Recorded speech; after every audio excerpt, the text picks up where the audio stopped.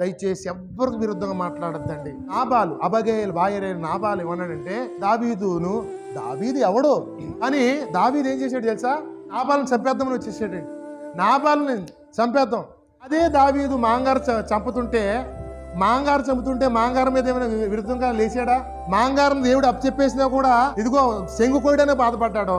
మరి పొరుగువాడు కూడా అలాంటోడే కదా, మరి నాబాలు కూడా అలాంటి మాంగారు అలాంటోడే కదా. ఏం చేశాడు? అది మర్చిపోయాడు మాట.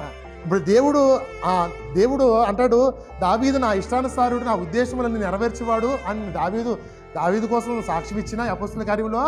కానీ మాంగారుని క్షమించిన రీతిగా పొరుగువాడిని కూడా క్షమించాలి కదా. మన ఇంట్లో వాళ్ళు మాత్రమే క్షమిస్తారా? బయట వాళ్ళు క్షమించరు. మీరు బయట వాళ్ళు కూడా క్షమించాలండి. కానీ వెళ్ళిపోయాడు, చంపేద్దామని ఖడ్గం తీసుకుని సైన్యం తీసుకుని బయలుదేరిపోయాడు. ఎందుకు? దావీదు ఎవడంటాడా ఆడంతు చూస్తానని నాబాలు చూడడానికి వెళ్ళినప్పుడు భార్య అబగేలు ఏం చేసింది?